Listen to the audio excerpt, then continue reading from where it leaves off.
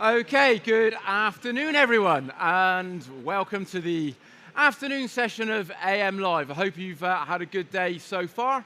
Welcome to this session where we are going to focus on the ZEV mandate, the zero emission vehicle mandate, and also the electric car grant, and ask what impact is it having on the market? Are these the right incentives? Should we be looking at other things?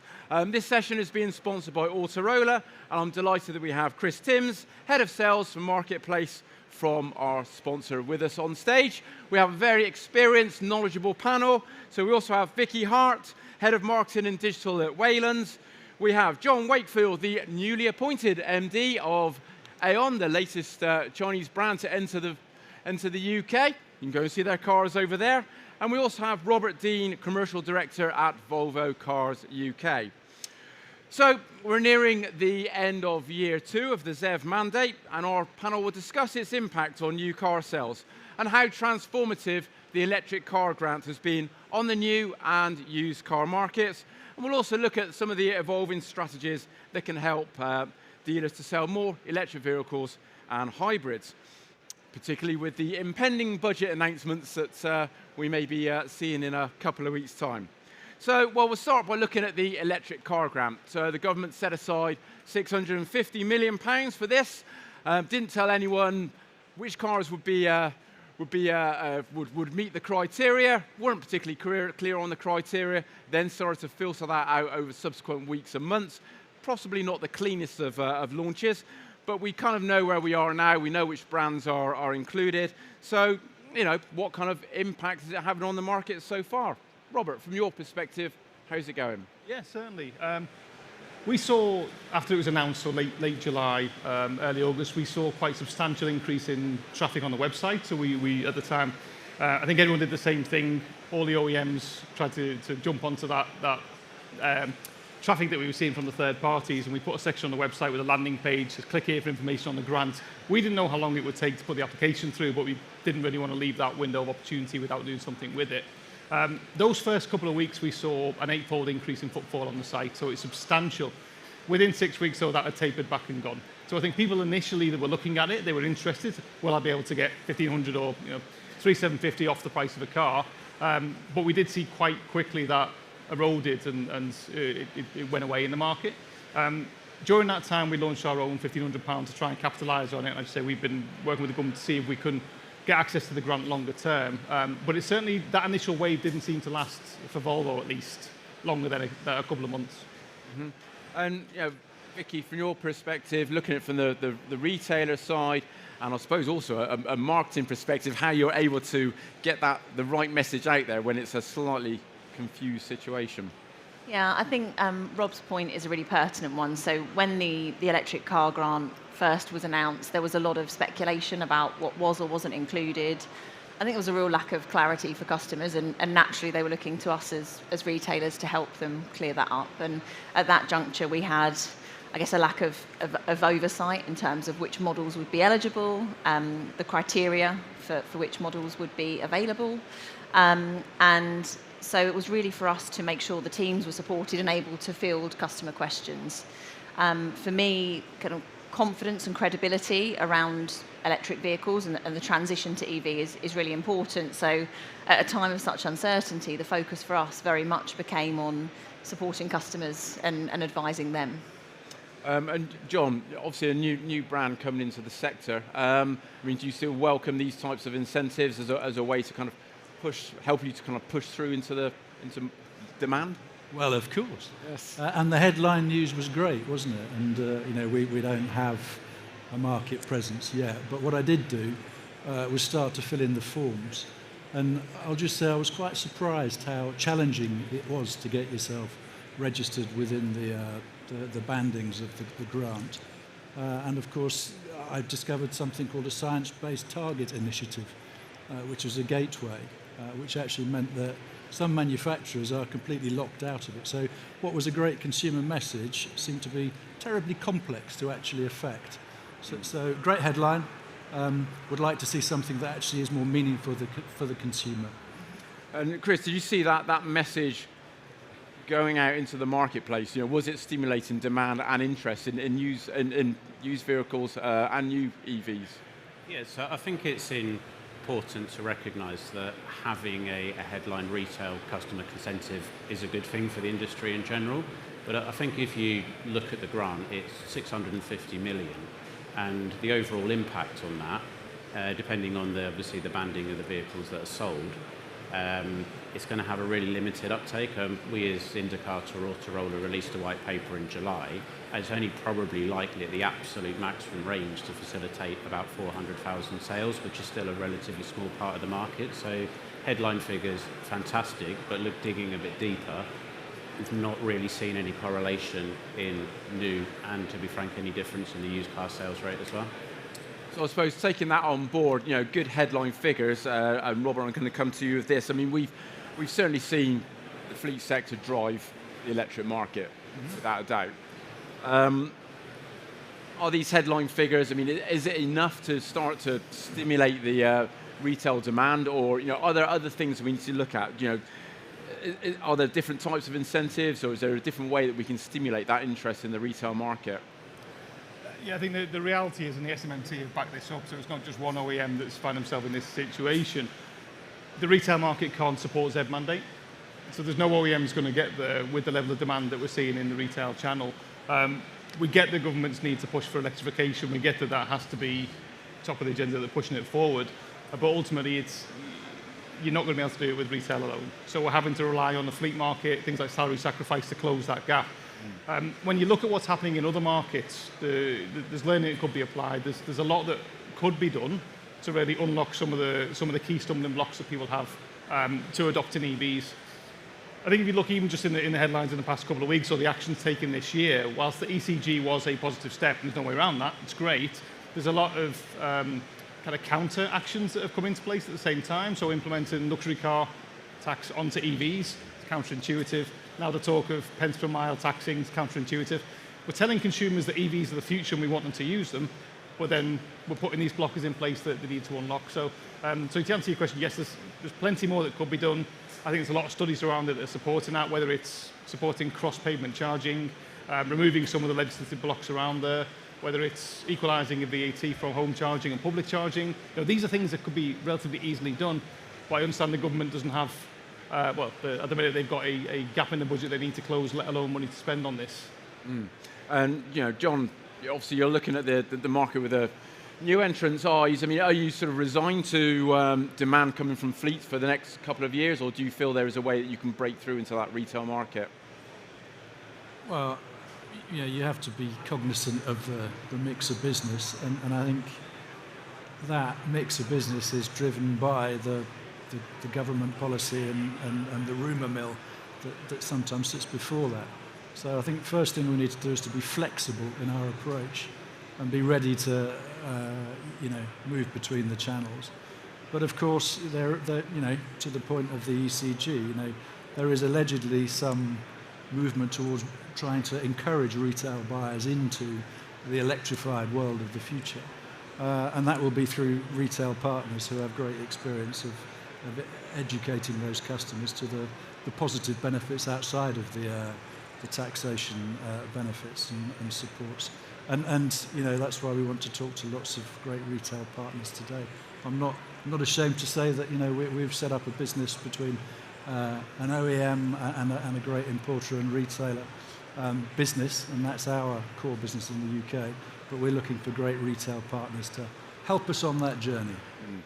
And Vicky, looking back to the sort of coalface, the operational side of things, are you seeing much impact from the electric car grant in terms of stimulating some retail demand? And I suppose also, how are your teams having to evolve how they approach the customer, and what are some of the sticking points they still need to get over? Goodness me, there's a lot there. Yeah, I know. I think Jon's point about it being a really strong headline is a really important one, because yes, it absolutely has stimulated questions, it's stimulated footfall into the sites, and probably just as many questions.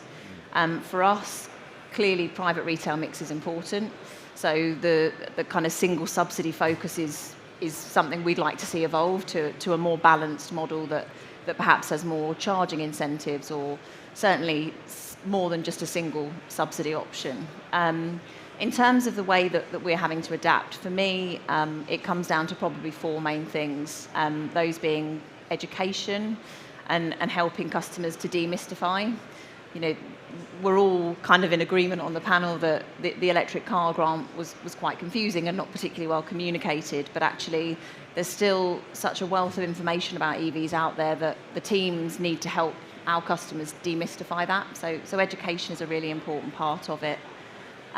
Experience for me is something I feel really strongly about. It's the reason that product placement still features heavily within our marketing activity, because meeting customers where they are, giving them the opportunity to get hands-on experience with the product is really important. And actually as well, with EV, I think reassurance particularly important, because customers do have so many questions. We're looking at how we build EV advocacy amongst our customer base, how we start to encourage that peer-to-peer endorsement through things like Discover EV events and ways in which we can get peer-to-peer endorsement around the product. Okay, and just sort of picking up on some of those challenges, Robert, what are the main sticking points that you're having to support your retail teams with? I think Vicky's touched on them. It's about giving the sales execs and sales staff in the retailers that knowledge base they need and the tools they need to convert people into an EV. I think you're a salesperson, you default to what you know. So if you don't have those tools, if you don't have that knowledge, you're going to switch people that come in asking about an EV into the ICE car that you've got available. So we need to make sure they've got those tools, they've got things that are going to aid them in that transition to get them into the EVs. We onboarded OMI, and a lot of other OEMs have done the same last year to handle our home charging. As customers are coming in, it was one of the big hurdles they had to cross. We're not experts in that area, so our sales execs in the retail network were having to try and bridge that gap by having a partner on board that would say, right, that's handled for you, that's done. Now I can tell you about the benefits of the car and living with the car, all the things that you want them to be talking about. So having a partner on board that could specialise in that area for us, we saw an uptake of about 60% of the offer of a free home charger. That stayed pretty consistent. So that means that one of the big indicators, actually, we've ticked a box there. That's working. We're getting people into EVs, because if you don't, ultimately, if you're 60%, if you don't have a home charger already, it's a fair assumption you're new to an EV. So it's finding those little tools, it's finding ways that you can apply it across the full network, because otherwise you end up with pockets of conversations being had that are really positive, but not necessarily across every part of the Volvo network. Okay. We'd like this to be an interactive session. There is an opportunity for you guys to ask your own questions. All you have to do is put your hand up and a microphone will come to you, and then just let us know what you want to ask. So this is your first opportunity. I will return to you during the course of the next half an hour or so. Yes, John, don't know why you're smiling in the corner. I will come to you next. So please do think of some questions. Oh, already, there's one just over. The microphone is on its way. John, you're saved on this occasion.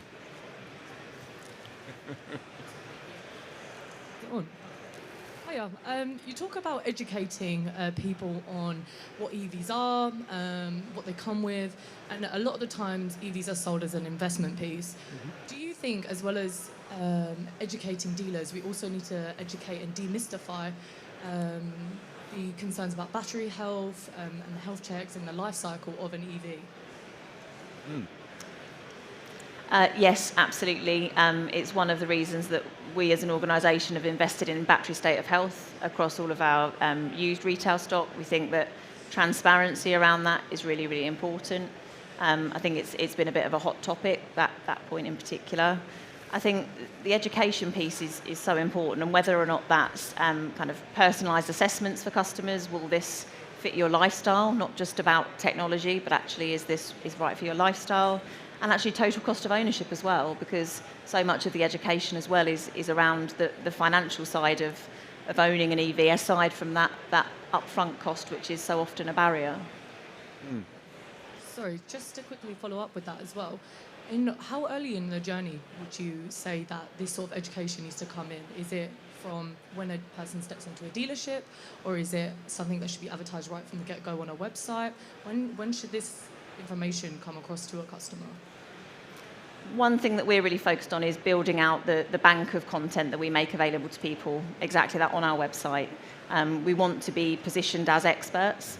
We want customers to come to us and ask questions, and part of that is that they're looking for those proof points, the trust signals. So I think surfacing that information up front is absolutely right, but then making sure that you've got objection handling training for sales teams, that teams are upskilled and continuously training with the manufacturer so that we understand the product, so that once they've read that information online, if they're coming to our showrooms and asking questions, that all of our sales teams are well placed to be able to answer that specifically for the customer. Amazing. Thank you. Robert, do you want to add anything in terms of particularly around the battery health and those other elements that you're potentially able to support your retailers on? We are, and that's, I think it's the battery health, particularly around the used car. Being in a position to, in the same way you do when you buy a used mobile phone, you go, well, actually, I can see the battery health. We can see that in our systems. Next year, we're rolling out across the network so that we can do that with customers as well. So when you come in to buy a used EV, it alleviates that mystery that you've got around it. How has it been driven? How has it been treated? How has it been charged? All these things are available in the system. We just need to find a way to show the customer. And Jon, as a new brand coming in, you have to give those additional reassurances that it's quality product. The batteries are going to exist for a lifetime. Well, I think what I'd say, as we're setting up our brand, we're doing a lot of intensive consumer research. We're not assuming we know, because it moves. And you're right, people really do want to know right up front that this car is going to be what they obviously what they need. But in terms of its electrification credentials, should we say, they want to have confidence right up front that they can go ahead with that purchase. Robert, you mentioned the upcoming budget, yes, and potential pence per mile for electric vehicles. How much concern is there that there may be some announcements that could set us back? There's substantial concern. So we are, like any other OEM, going through our budget planning phase now. So having conversations about how many cars we would like to sell, where we would like to sell them, how much it's going to cost, all the things that I'm sure are happening in offices up and down the country. Some of the noise, and again, the government is putting out some of these little snippets to try and see, is it going to land, how much pushback are we going to get? But some of the noise that's being put around targeting likes of Motability, removal of ECOS schemes, the pence per mile, it seems to be one after another, and it comes across like they're looking for a way. They have to pick one of them. They have to fill this void in the budget, but they're looking for which one's going to be the path of least resistance. At a time when they should be leaning into the automotive industry and saying, right, it's the market's point, albeit we see a lot of activity driving that. But coming up to a 2 million market again, post-COVID, so we're going from an undersupply to an oversupply market. It has to be done in a balanced way. And having the government looking to capitalise on that to fill their own coffers as opposed to supporting the consumer is quite daunting. So yeah, it's a key consideration, not just for us as the NSC, but for the head office as well. Yeah, and Vicky, I guess from your perspective as well, with so many potentially negative influences being sort of leaked about the upcoming budget, getting a consistent message out around electric vehicles must be quite challenging. Absolutely that, and ultimately none of us know the answer to that as we sit here today. I think the key thing for us is that we are credible. Ultimately, there are many reasons that to date customers may have challenges in terms of the move to EV. So for us, it's about building confidence and building credibility, and also trying to, we've spoken a lot about demystifying, but remove some of that complexity. So for us, it's very much about the teams only commenting on what we know here today. And making sure that customers are making the right decisions for them based on the information that we have. Okay, so quite a bit on the electric car grant. Obviously, we're also here to talk about the impact of the zero emission vehicle mandate. Rob, I'll come to you first in terms of how are you sort of working with your retailers in terms of, basically hitting those targets? I mean, the retailers don't see the targets in the same way. Of course, it's an OEM set target. They'll be trying to sell the products that's there in front of them. We as the OEMs are pushing those EV products in to try and hit that target. As we've already talked about, 23% of natural demand where the market is, to get to 28 and then 33, 30, all the acceleration that we know in the next couple of years isn't in line with the demand in the market. So we have to make sure that the retailers working in their area have the right tools to move that forward. So we know it's sort of the forefront of their mind. It is if we miss it, ultimately the first point to where that buck stops is against the OEM. But they have to be fully engaged in selling EVs to get anywhere near to this level of target. Chris, I mean, we've seen some dealer groups reporting in their financials that there's directly attributing some of the impact on profitability related to the ZEV mandate. You know, how are you seeing it having an impact and influence on the market? I suppose you notice year to date, a lot of dealers, the news that's coming out seem to be having better years than they perhaps have done previously. I think particularly related to electric vehicles, I mean, we as Autorola Intercar, we kind of have that helicopter view of the market and we look at live retail data. One of the things that we've noted, particularly over the last couple of months, is that the stock turn and sales rates of electric vehicles, particularly that kind of 3-year-old product, actually start to move significantly quicker than the rest of the market, which is, you know, a really positive sign as dealers are engaging, they're being able to buy more, understand the product. And I think the market, the kind of 3-year plus segment in particular, has kind of reached a bit of maturity now, and that there's a lot of price range products as well in that kind of £15,000 to £20,000 mark, which is positively impacting sales and is positively impacting profitability as well. It's certainly our experience. Okay, and I suppose, Vicky, from the retailer point of view, I mean, what kind of impact are you seeing the ZEV mandate have? I'm sure you won't sit here and talk about profits in detail, but you know, is it putting pressure on? Yeah, I think it's fair to say that most retailers will probably say that the transition to EV and that which has been brought around by the ZEV mandate does create pressure in terms of profitability. There's, you know, we've spoken a few times already around the kind of sales mix dynamic and the pressure on private retail. That clearly has an impact on profitability. And I think the other thing that's a really important consideration for us is the after-sales revenue piece and the after-sales revenue opportunity associated with electric vehicle. It means that for us, there has to be a renewed focus on those ancillary products and making sure that, you know, we can offer EV service plans with the same margin opportunity. So we are having to look at things slightly differently. There are absolutely, I guess, profitability challenges that come from the ZEV mandate, but for us, absolutely focusing on the right things and trying to be ahead of the curve in that sense is where we hope we will win. Certainly wearing my fleet hat for a moment, a lot of the conversations we're having with people running the big fleets is that there's a concern, or indeed they are seeing it in some instances, with manufacturers restricting the supply of petrol and diesel in order to almost artificially bump up the percentages. I mean, Vicky, is that a concern? Are you seeing any of that happening amongst your partners? No, we're not. I think it's fair to say that the key thing really is making sure that we've got compelling incentive around the EV product. And we work with some great partners that do that for us. So yes, absolutely not something that we're struggling with. And Robert, from an OEM perspective? Yeah, not artificially throttling ICE sales. We're still selling as many ICE as we want to this year, but going forward it is a key consideration. We launch EX60 next year, which will be a key BEV for us, but it's in the segment where it goes across XC60. So you're then into a situation where you're trying to manage and go, right, well, how many people will make that jump? How many customers can we persuade to? And where is the tipping point between the ICE and that ICE and BEV mix? I mean, we're still, as all the legacy or the Western OEMs that are having to make this transition, it's driven by your product portfolio timing. And the margins are nowhere near what they are on an ICE to a BEV. So it's all about profitability. I think it's right. There's a profitability challenge in the network. It's a profitability challenge with the OEMs as we wait for that tipping point. So as we wait for the new products to land in volume where you can then get scale and then you can start satisfying that increased part of your portfolio. Well, for the next couple of years, we're going to see this declining margins purely as a byproduct of that. I do think the ZEV mandate, with its target being where it is going to increase that deficit more. Okay.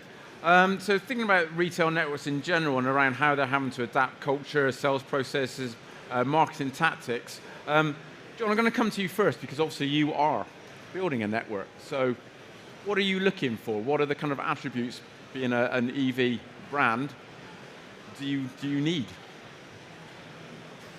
Well, I mean, I guess the basics of marketing to a consumer base and the sales processes that we're familiar with, remain the same. And it's actually those core processes and cultures that we're looking for.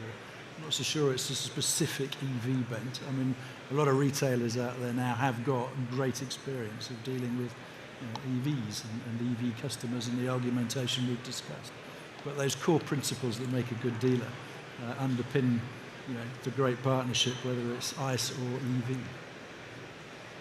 And Vicky, have you had to change things within the way that you deal with customers, you serve customers, understand their needs when it comes specifically to electrification? Has that sales process changed, or has it just been modified slightly? I think it's fair to say that we are seeing an increase in that window between first inquiry to actual point of order. So I would say that our inquiry nurturing journey, yes, has absolutely had to change, and it's increasingly about, again, serving the information to the customer that they need to make an informed purchase decision. I think in terms of tools in the showroom, I referenced earlier kind of personalised need assessments and total cost of ownership, and that's about making sure that our sales teams are really comfortable having those conversations with customers and helping them to understand if it's the right product for them. In terms of, I guess, the marketing approach to that, yes, our messaging has to change, and if anything, probably has to be more dynamic and more agile. Everything that we do from a marketing point of view is data-driven, so we're constantly looking to understand what the barriers are for customers, what the propensity to convert is based on historic purchasing decisions, and using that to inform and pivot our marketing activity based on that. But yes, I would say remaining agile, dynamic, and willing to learn are probably quite important parts of that. And Chris, I mean, are you seeing the way that dealers need to respond to customer needs, their kind of understanding of those needs when it comes to electrification and, I suppose, addressing some of those concerns? Yes, so from our side as a marketplace, am I on? Looking to sell our stock into dealers, actually one thing that we've noticed is that we tracked back a couple of years ago, the majority of our sales ended up going into the franchise network because they have that familiarity with the product, they understand, they have the training. One thing that we've noted now is that a significant number of our sales are now going into independents or specialists, and I guess as time's gone by, there's a greater customer awareness, which has given dealers confidence to do that. But they've also been able to understand the product themselves, understand the sales process, and actually overcome quite a lot of the barriers, which is good to see. I think looking at the kind of wider piece, and one of the bits that probably does need to come into this is talking about the infrastructure. I think I read on Aion online the other day that the circa sort of 10 million people in the UK don't necessarily have access to a home charger, and the cost of charging is 6 or 7 times more than it would be at home. So actually there needs to be a consideration for some of these factors as well, because that will widen the buyer base, and one of the key appeals of the EV is the cost of running it being significantly cheaper. Okay. Any thoughts, any questions? There's one just down the front. Oh, still got, we'll have to nick the microphone off stage to come to you.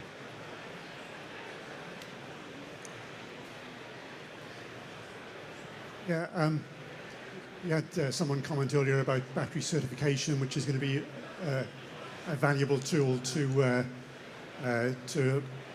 have used car buyers understand the EV situation and what they're looking at. We started the discussion on this being two years of the ZEV mandate.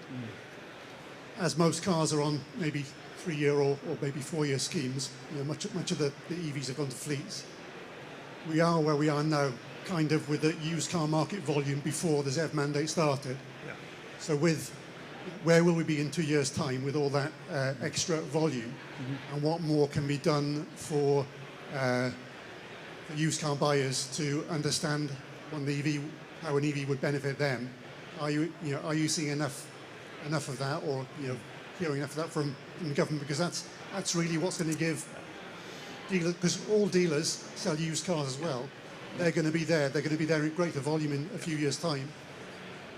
What more would you like to see to ensure that's as smooth as possible, or is there a lot more pain ahead? I'd like to hope there's not a lot more pain ahead. You have the nail on the head, though. A lot of those pre-ZEV mandate cars now coming back through. I think we are also seeing it in Volvo, driven by just the product portfolio. So we've had this year a big uplift in our used EVs just off the back of EX30 sub-1-year cars moving into that nearly new market. There's a lot more the government could do, I say, looking at other markets. You've got the Netherlands and Belgium. They have used car incentive schemes. It doesn't have to be identical, but we can look and see what works for them. Germany is saying they're going to launch their new used EV scheme that will be from the 1st of January.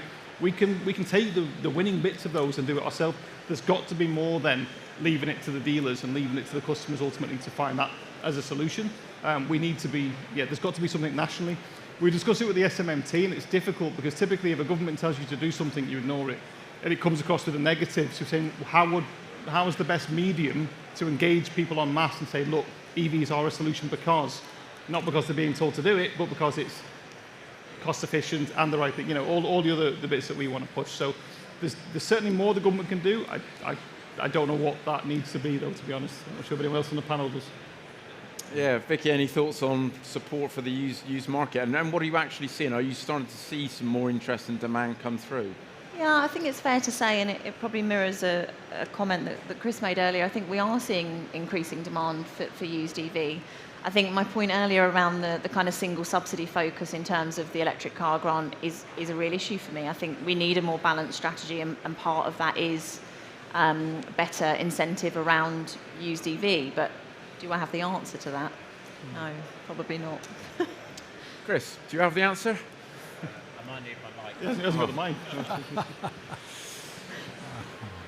I'm going to take that yes, you do have the answer.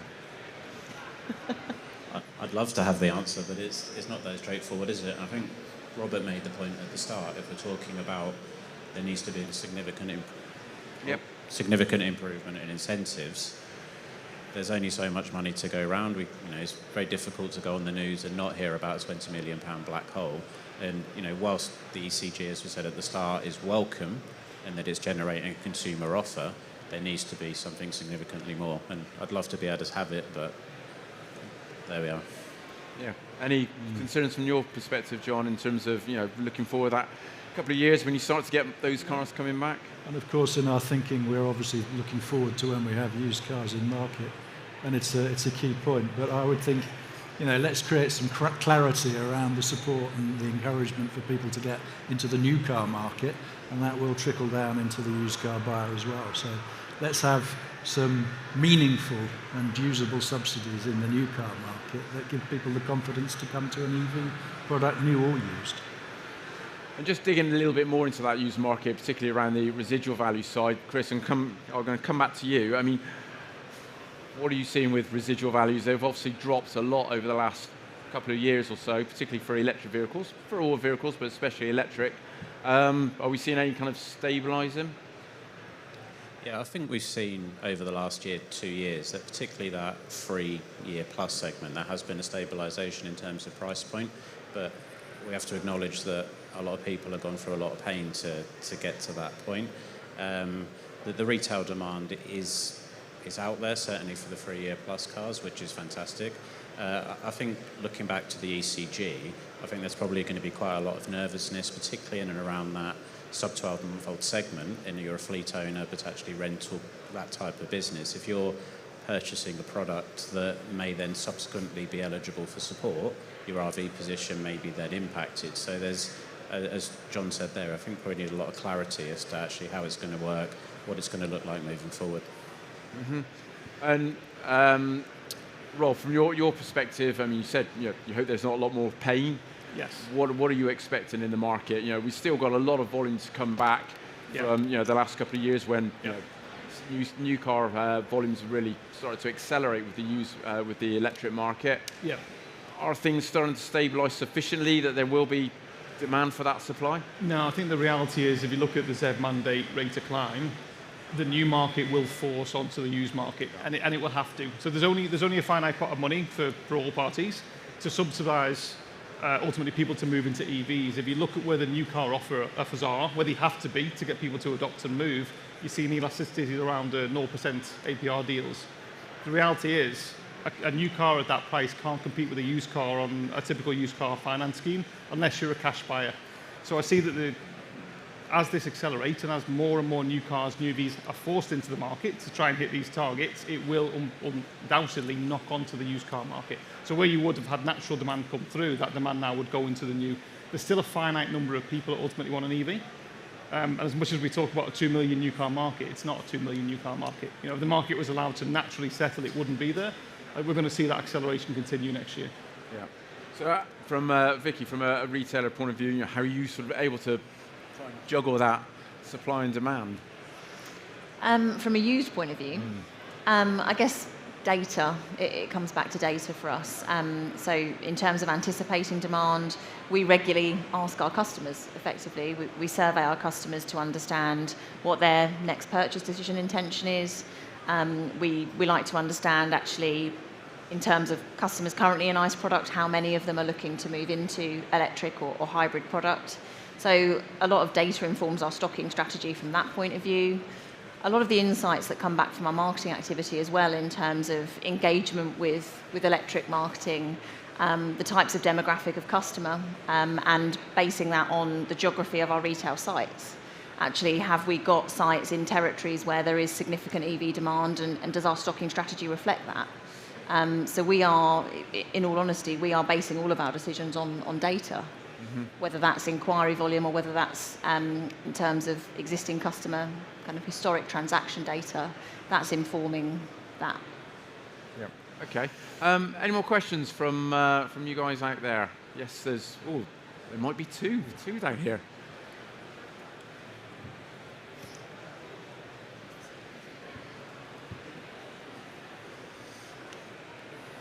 Yeah, hi.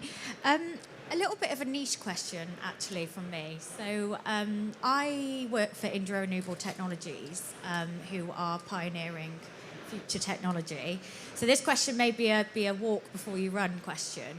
But how are, beyond the basic charging solutions, so your basic EV home charger, how do you see the next stage in technology, bidirectional vehicle to home, shaping kind of the OEM and dealer strategies going forward? It's like I said, it's probably a walk before we run question, but obviously it's key, I think, for the industry. Yeah.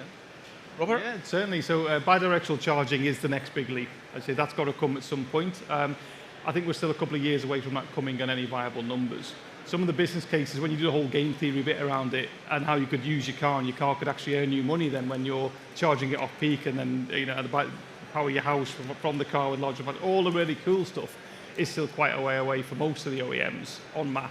I think there's other hurdles we have to get over, and we talked a little bit about that cross-pavement charging. Really good news if the DfT are going to open up a consultation to remove planning permission, some of the hurdles, because that's what's going to enable more and more people to get a standard wall box. Then I think the product will drive the likes of the vehicle-to-grid charging solutions. Well, they're the really cool things that you start to see being developed. Any thoughts, John, as something that's coming to market with you, bi-directional charging? We've got many things in the post. Vicky, I guess it's not something that many of your customers are particularly aware of, that that's part of their buying criteria, but do you see that becoming quite important 2 or 3 years down the line? Yeah, I think it will become increasingly important. I think it's fair to say you're right. We don't get many customers coming in today and that forming an important part of their buying criteria. But I also think, we tend to see that customers sit in one of a few camps, and actually there are a group of customers who have read every single resource online that's available around charging, around EV ownership. And so we do have some customers who do expect us to be able to talk to them about future charging solutions. So whilst right now it represents a small percentage, I do absolutely see that as being something that will grow. Okay. Is there another question? Yeah, there we go, ready to go. Yeah, a bit of an open question here about the ECG, ECS, Motability and ECOS. So you've got a £42,000 limit on the ECG, £40,000 threshold for the ECS, Yep. expensive car supplement. Talk about reducing or removing ECOS and also limiting Motability, perhaps. What should the government do to harmonise those things? What should who do, sorry?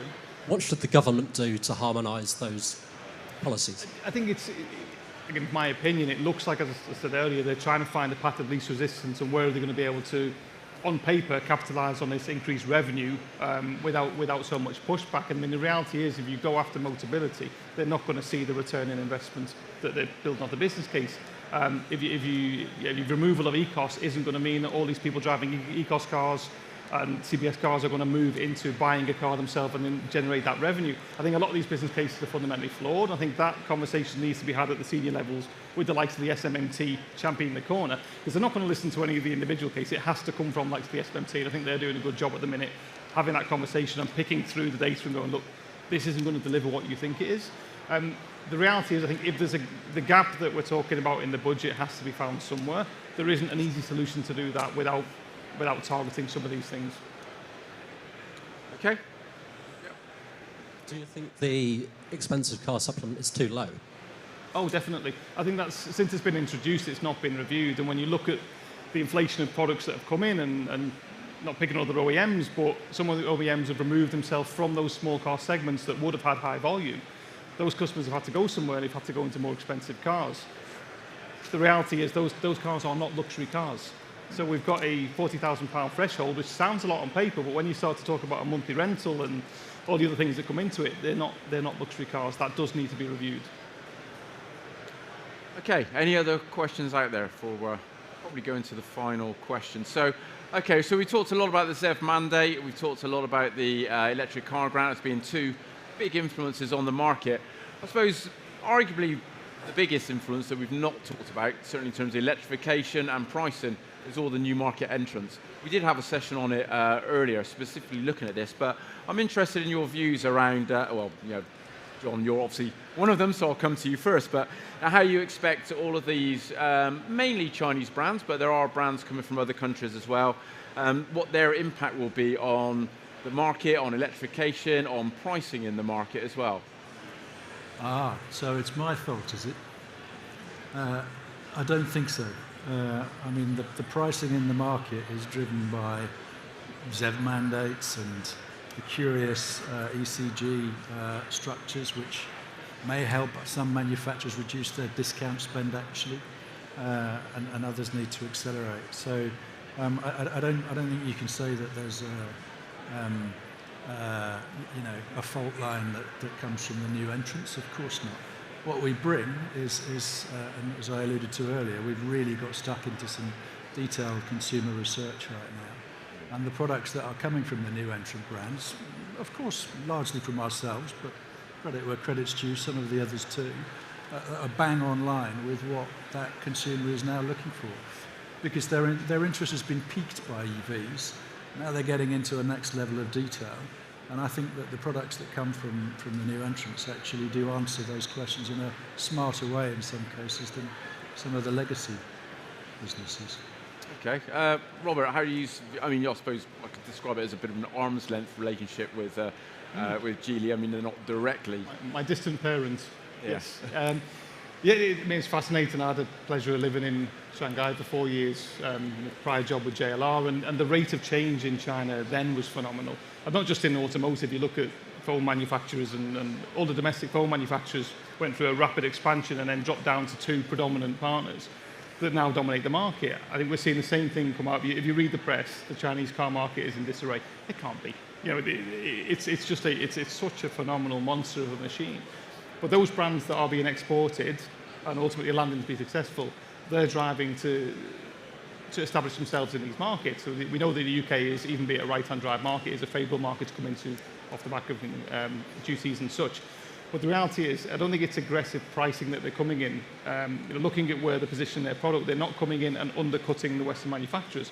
Some of them are coming in and filling a void that, as we talked about, has been left by the traditional manufacturers exiting their segment. But what we will see in the short term, I think, potentially over the next 18, 24 months, is the oversupply will knock onto the pricing. So it won't be necessarily coming out and going, we're going to undercut you because we're new. And no, they're positioning themselves in a market. All the brands, I don't know your volume plans, Jon, but all the brands are talking about 10,000, 20,000, up to 100,000. It's a 2 million market. There isn't that to go around in the short term before the market readdresses. So I think we will see that. We'll see this massive expansion. I think it will move the needle forward with technology, and we're already hearing the Western manufacturers having to raise their game. But ultimately, it's, yeah, I say, come back to it, I don't think it's aggressive pricing. I think that's a byproduct of the supply. Chris, you know, as Rob says, you know, it's a 2 million market, you know, but with a growing number of brands coming in. You know, we've seen BYD within a couple of years hit, you know, more than 2% market share. Aion and JQ within 1 year, combining for 2%, with Chery on top, already hitting 1% market share in October. There's obviously interest. You're presumably seeing that.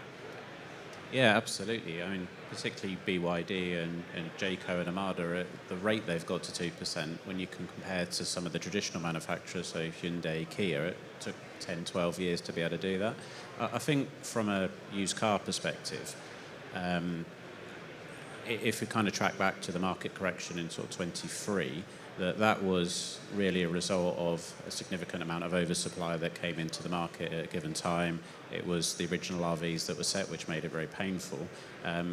If a number of these new manufacturers come in, and if they're generating used cars that are slightly younger in that kind of 12 to 24 month category, I know that BYD have got a significant rental return of product that's coming in early January. That's only going to have downward pressure on used vehicles, and that will filter throughout the age range. Mm-hmm. And then, Vicky, coming to you as the outward-facing member of the panel. I mean, you've got some of these brands. You've brought them in. Yep. How are they doing for you? What's the kind of interest like? How are you building up awareness in the market? Yeah, I think it's fair to say so. The Motor JQ relationship is a very new one to us. So that brand joined the group only in July of this year, so it's still a very new relationship, but a very, very positive one. I think, the pricing is incredibly aggressive. There's no getting away from that. And I think what it does do is create a point of entry for, perhaps particularly price-sensitive customers. But I think the important point for me is that price is no longer really a point of differentiation. Actually, I think Rob's point around actually are they filling a void in terms of maybe a part of the market that wasn't there before, potentially.